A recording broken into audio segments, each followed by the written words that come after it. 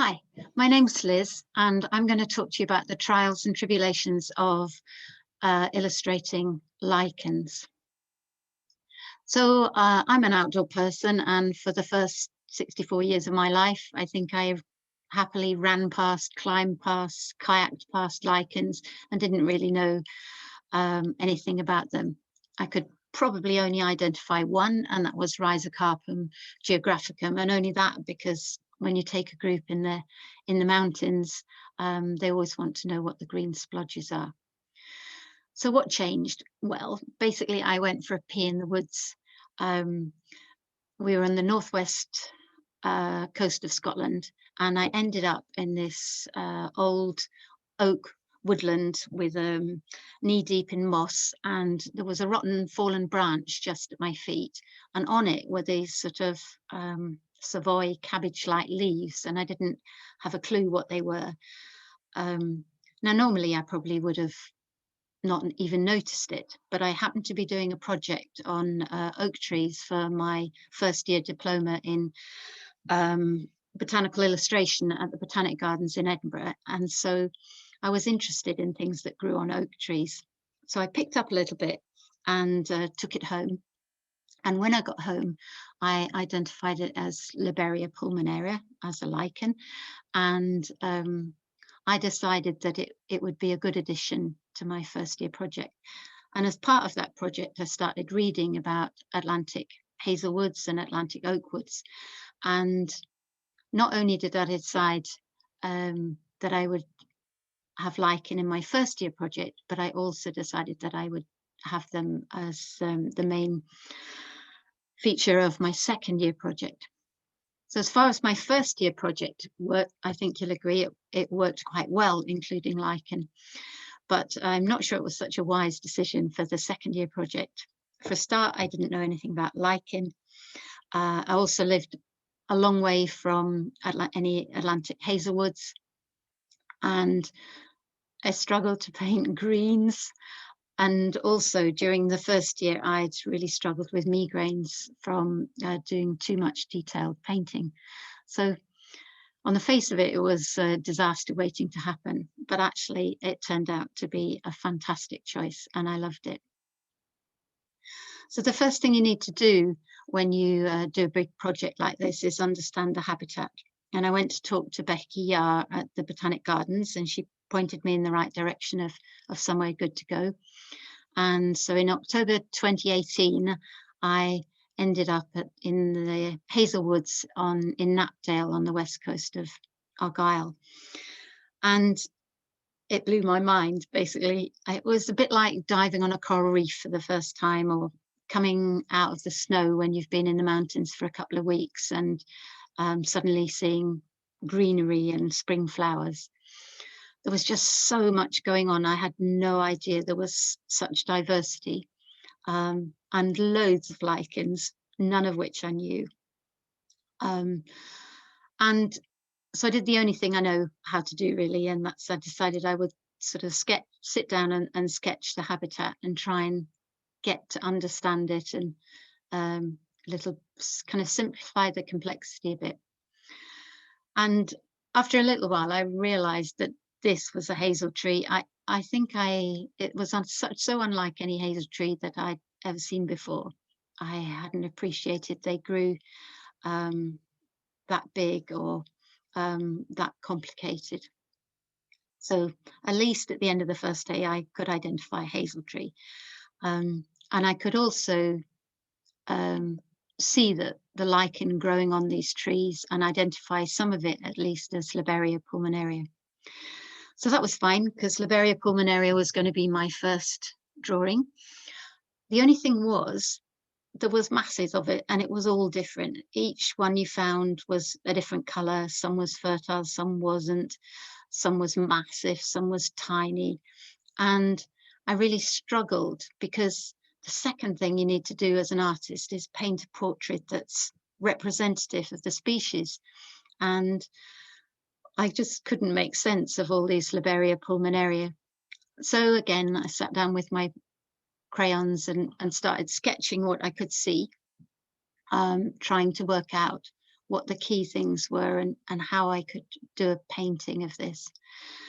And I even did some big sort of quick sketches in Copic pens to try and see if I could find a composition. But I really wasn't happy that it was representative of the species. I mean, what you're looking for as an artist is something like a poppy, where if you pick one and paint it, you can be pretty sure it's going to look like all of the others, that it's going to have all the key features. So I had already been in the woods for a couple of days, failing to identify lichens, getting really stressed. The stag were rutting, the beavers were swimming across the lake, but I wasn't finding anything to paint. And looking through my photos, I realized that maybe Liberia virens would be a good first subject, because although it's several different greens, it is always green when it's wet. It's usually fertile, as certainly the older ones, and it has this characteristic sort of almost squamulose bit in the middle with bigger thalli and the outside, and it's always pressed to the surface that it's on. So I thought, yes, I could paint something that was representative of that. And I chose a rosette feature. In the end, I made some changes to it as I painted it. And 300 hours of painting later, a frozen shoulder, a few headaches, but not too bad, I produced the first portrait of first one of my 5 portraits. The third thing you need to do as an artist is obviously observe and record all of the details. And the problem is, even when you think you've found them all, there's always more to look. And also what I found was that the details I was looking for weren't always the same as the ones Becky was looking for. So it isn't straightforward.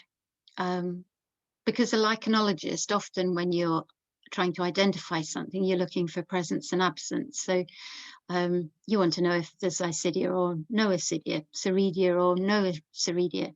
Whereas I want to know how many they are, where they grow from, what angles they are, how big they are, and all the detail. And when I painted Liberia amplissima, what I found was that I found that it was pruinose on top, and I looked in, even the big red book doesn't say it's pruinose, and I guess just I needed to look for that detail, whereas it's such an easy thing for a lichenologist to identify. They don't look for things like that. The fourth thing I need to do is to use the composition to add impact and authenticity to my painting. And that's fairly easy if you're painting something like a poppy, because you know the boundaries within which you're painting the flower, whereas lichen is much harder, because it seems, I wasn't sure if I could add a lobe here or put Isidia there or put a cilia somewhere else. You never quite know. I don't know enough about them to do that. So I found composition quite hard. I wanted to paint some of the Graphidian mosaics, but working out how to put them in the composition was tricky. I thought of having multiple different stems, and then I found some hazel gloves, and I thought, well, I could incorporate that, but it was really old and it was the wrong time of year for nice fresh hazel gloves fungus. And then I remembered Sandy Coppins's picture of hazel gloves, and I wrote and asked her if I could use her picture as the basis for a painting. And then she said yes, very kindly, and I worked on a composition from that. And as you can see, this is quite a tight composition. So before I started painting, I knew exactly what I wanted to paint, which ended up being this one on the bottom right-hand corner. And I produced a painting that looks very like the photo. So I'd made a photo compilation, and I painted this from photos and little bits of live material. With Liberia pulmonaria, it continued to be a problem, and in fact it was the last lichen that I painted. And although I had one particular lichen that I was basing my composition on, it was also evolving. And so you can see, as I'm painting, I'm just adding lobes and things in different places and trying to make the composition work and flow. And I ended up with a composition like this on the right. But even then, I wasn't sure if it was finished, and I experimented with putting it on at different angles, having it at different backgrounds. And eventually I went for this, which was to put it on a moss background. And finally, as an artist, you need to match the textures and colours accurately. There are lots of different textures in lichen, like the tourmentoes on the underside of the Liberia pulmonaria, or the sort of, when they're wet, the glossy hollows on the front of the lobe, or the bumpy bits where the ascidia are. Environs, some of the apothecia are smooth on the outside, some of them are sort of almost warty like, and the cephalodia on Liberia and Plissima have a very definite structure. And you do this with very fine brushes, maybe only 2 or 3 hairs. I'd use a 000 brush for most of this, which is why it takes such a long time to paint them. But that's the only way I've found I can get the detail. Colour matching is also an issue. You can make lots of different colours. The circles at the top are from just 3 colours, 1 yellow, 1 blue and one red, and you can get the big variety of colours.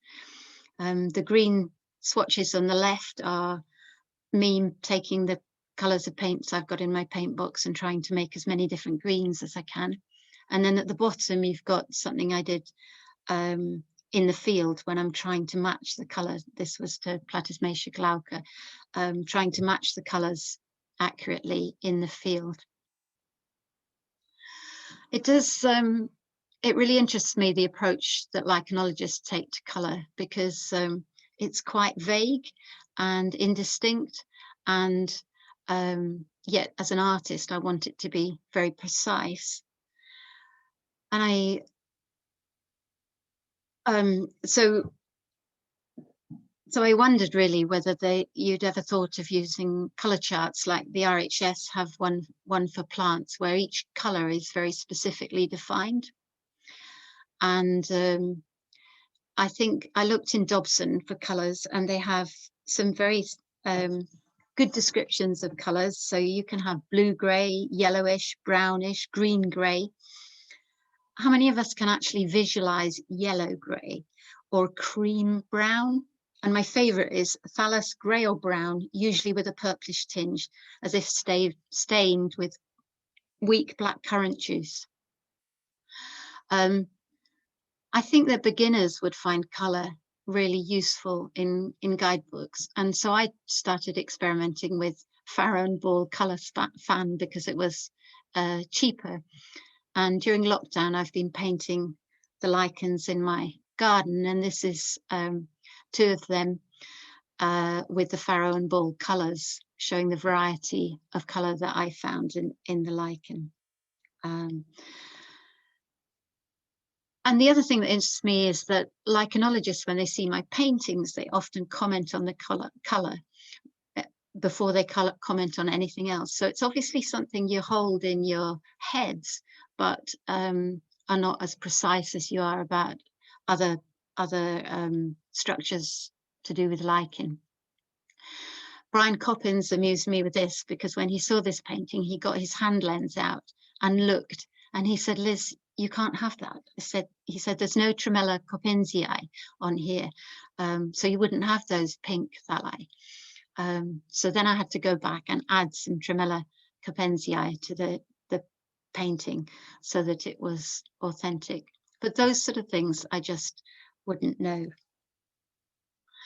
So I've really enjoyed spending the last couple of years learning and looking at lichen, but it wouldn't have been possible without the help of a lot of people, and in particular Jackie Pestel and Becky Yar, April Windle, Andy Acton and Carl Farmer, and Sandy Coppins for the use of the photo, and Brian for his help on the field studies course. And more recently, of course, Judith Allison and Pete Martin for getting me going again after a difficult year. for everybody. Thanks very much for listening.